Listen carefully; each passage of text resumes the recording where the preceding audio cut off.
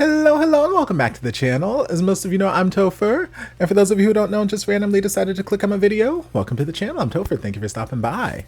So we're here to do a reaction, and we're diving back into the love you give me. We're diving into episode 8. I just finished reacting to episode 7, and towards the end there, we had Jingxi being a nice guy and coming to pick up Minhui because it was going to rain and he knew that she'd have trouble getting a taxi, so she wouldn't be late for the meeting. But then we also had asshole director man kind of witnessing the whole thing and starting to snap pictures. The car took a sharp turn and she kind of fell over into his lap, and it's a very incriminating sort of position to put her in right there with those pictures. And we already know he's going to start causing all kinds of manner of mischief because he's an asshole, and that's just what assholes do. But we're gonna dive in and see what other shenanigans take place. As always, if you'd like early access to these and other Patreon reactions, you can join us over on Patreon. The link is down in the description. By the time this video gets released to YouTube, I'll probably be at least 2 episodes advanced with my reactions, if not more. So be sure to join us over there if you want to see some of the fun early. But let's dive in and just see where this episode takes us.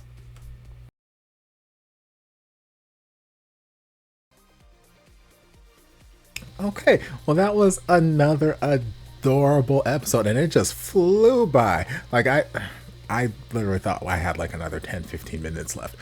It wasn't an episode that was terribly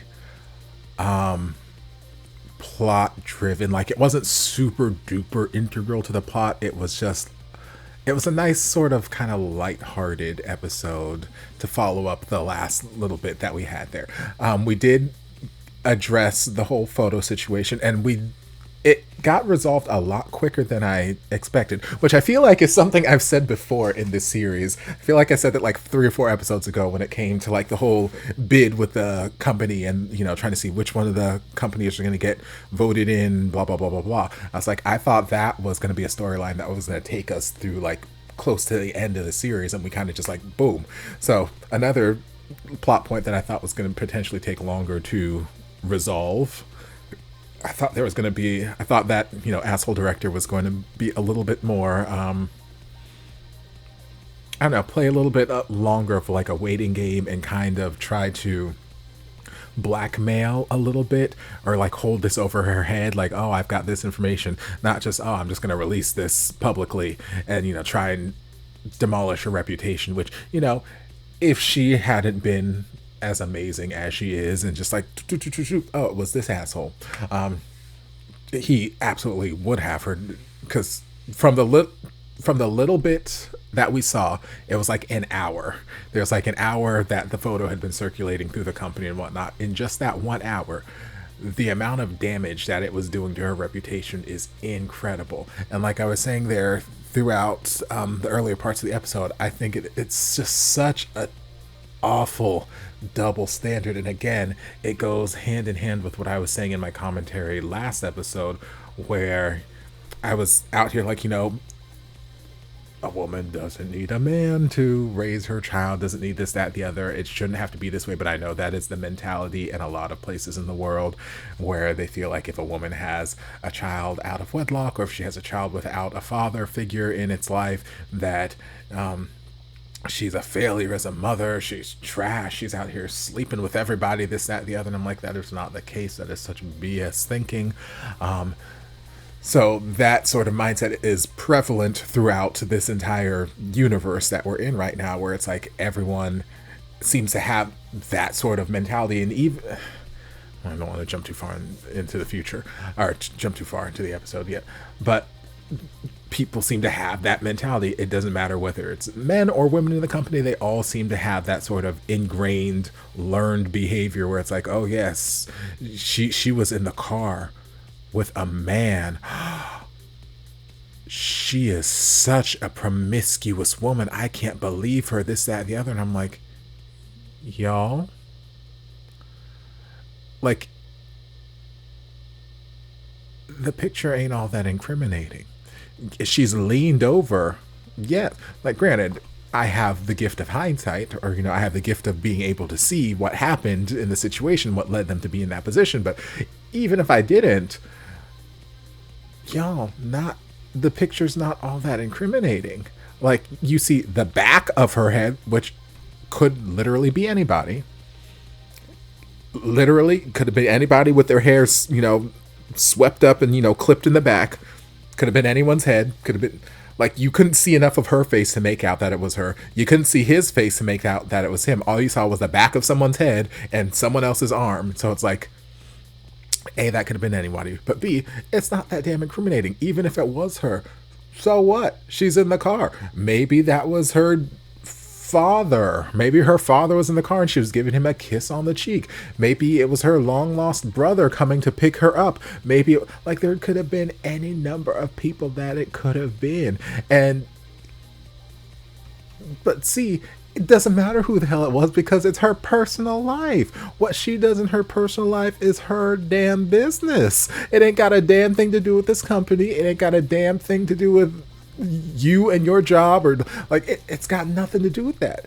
And again, it's just such a double standard because asshole director guy was out here since day one that he's been on this screen in the television show. He's been nothing but a womanizer and almost borderline sexual predator. Like, if it wasn't for the fact that he just hasn't been sent to jail for it, like, he's got very predatory behaviors. And I don't know how he is still employed. I don't know what the HR situation is in this company, but like, literally such predatory behavior. But nobody is out, aside from the women, nobody's out here trying to correct him or speak up or this, that, the other. It's just, oh, boys will be boys, that sort of mentality. And it's such a disgusting double standard. So it's like, it makes no sense in my head. It makes this whole picture nonsense. It makes no sense. She was in the car with somebody.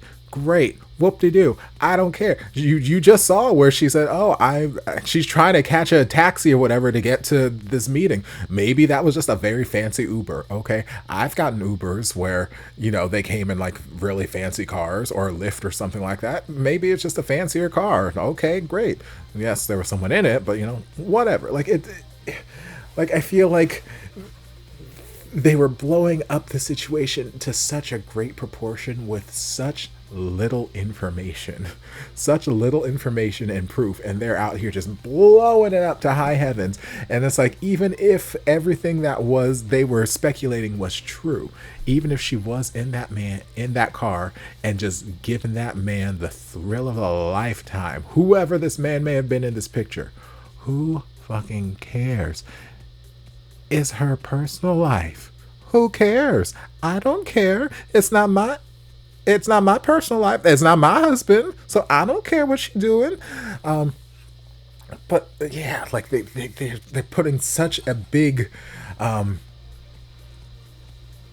weight on her reputation because she's a mother and her child doesn't have a father, and now she's in a car with a man, and it's just like, she must be the devil incarnate. And I'm like, y'all need to calm the fuck down and take some seats. Like, take some seats, take some drinks, calm the fuck down. Like, she's not doing nothing.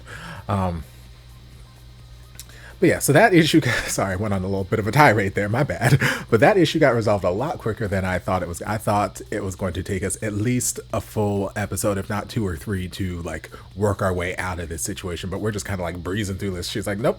Do. Okay, it's this asshole. Let me take it to the boss. He's like, okay, we got a meeting in 15. Give me 10 minutes. I'll handle this. So then she takes it to the boss and, basically gets asshole to admit, yes, it was me. And she pulled a power play. She pulled a lot of power plays in that meeting. Pretending that she invented some sort of software to blah blah blah, just to pressure him into cracking, and then pretending that she was going to leave the company if he didn't issue a public apology. Like, she's just out here pulling power play after power play after power play. And I'm like, go on ahead, Minway. Go on ahead, girl. Love, again, I've said it millions of times, I love me a strong, badass woman. Love that character type. Live for it. So yeah, that got resolved a lot quicker. And then, Jinxie stepped in a little bit because asshole director guy went behind her back and went to their boss and was basically complaining, I can't write this letter. She's just a woman, this, that, the other. And even when he was out here giving his explanation about why he can't write the letter and how he should just take over the project if she decides to leave, this, that, the other, like, the director didn't seem like he was disagreeing with him. Like, the boss guy didn't seem like he was disagreeing with the director. He seemed like he was a man with his hands tied. He's like, well, you know what? She has the power in this situation, so what do you want to do? But it didn't seem so much like he was necessarily disagreeing with what the other guy was saying about how she's just a woman. It felt, for me at least, it felt like the boss man also had that sort of viewpoint a little bit. And that could be wrong. I could be reading too much into it, but I just didn't feel coming off of him. Like, if I were someone who, I mean, hell, you guys are hearing me speak out about it right now. If I were someone who had an issue with the way someone else was talking, like this guy is going off on this tirade about how Minhui is terrible and she's just so arrogant and she's just a woman and she does blah blah blah blah. Like, if I had an issue with anything that he was saying about this other person, I'd be like, call him out on it. Like, hey, this, especially if I am the boss, like, I'm the supervisor of everything here, like, I'll tell you what's on my mind. So the fact that he didn't, like, stop asshole director guy and be like, hey, yes, she's a woman, but she works her ass off, she does this, that, the other, or just kind of put things into perspective. He just kind of let him ramble on, and the only thing he had to say in response was, well, she has the power now.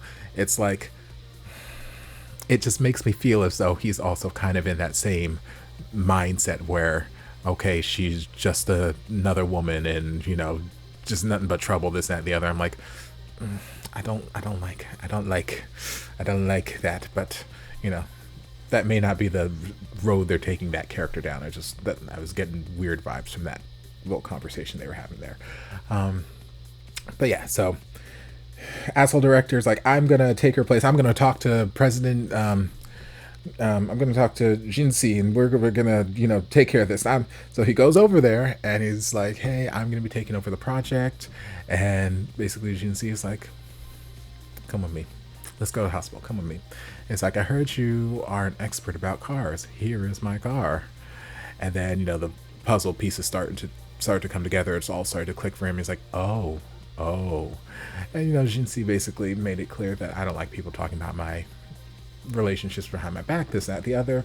And, you know, he submitted his apology letter and kind of folded there. I'm still curious whether it's going to end there for him or whether he is going to take it another step further in future episodes and try and out their relationship. Maybe he'll collaborate with the head director of, was it Guangzhou, the other company that we saw him last episode. Maybe because, again, he's been researching into their past, their history, trying to dig up some sort of dirt. So maybe asshole director might collaborate with him in some effort to take down Minhui and Jinxie. At this point, I don't really know what good, or like what good would come of that, like what leg they have to stand on in that argument. Like, I could see maybe in the earlier parts of the series when they were like trying to vie for, you know, which company should get the bid, this, that, the other.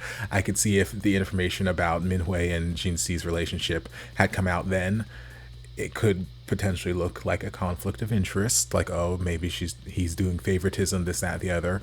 But as we saw with the other company when they were bribing the stakeholders, well, there was a conflict of interest there, but that's neither here nor there.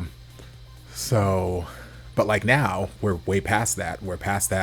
Mist is already going to like clinical trials at this point, and, you know, we're way past all of that stuff. So like, if it came out now, yeah, they've got a history. Okay. Like, yeah, there might be people like, oh, he chose favoritism, this, that, even though he had no bearing in who won. The stakeholders, did the voting. But yeah, there might be some talks, but it's not. I don't see that anything could really bad would come of that as far as the business side of things. But yeah, we'll just have to wait and see what happens there. Then we had Dr. Zhao and his girl, who I'm not usually a fan of that character type who's like, oh, you don't know that I exist, you don't love me, but I'm just going to keep on being super duper persistent, and I'm gonna make you love me. I'm gonna just keep being here, and you're gonna fall for me. I'm gonna make it happen. It can get a little old real fast. But I do appreciate her just honesty, just boldness. Honesty is probably one of the more honest characters in this show. She just came out like, hey, I started volunteering here so I could get closer to you, so that we could get feelings for each other and fall in love. Very straightforward. I'm like, okay, we're all on the same page. Fantastic. Granted, he doesn't want to get feelings and fall in love with her. I'm pretty sure he's got feelings for Minhui. And now Jinzi is kind of in the way of that. So we've got this sort of battle of the daddies, which I'm like, hey, I'm here for that. Let's battle it out, daddies. Let's take our pants off and battle. Woo! But yeah, obviously Jinzi and Minhui are probably going to end up together, so Daddy Zhao is going to have to be resigned to this other girl. So we'll see what road they take those characters down, how they make them connect, how they finally make Zhao fall for her. We'll see. And then we had Miss Cow and the other sweet boy whose name I just can't remember for some reason. It's just not sticking in my brain. They may have said it once or twice throughout the series and just never again. So I don't know.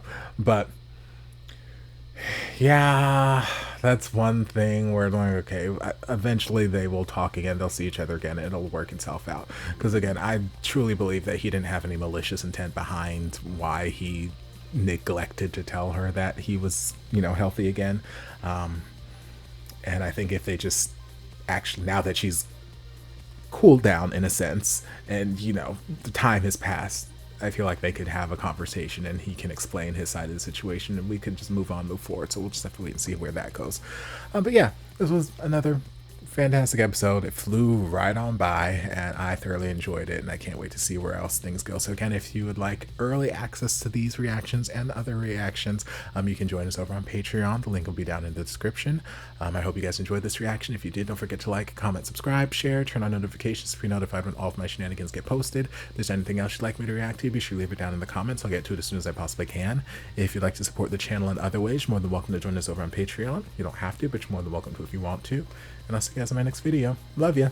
Mwah.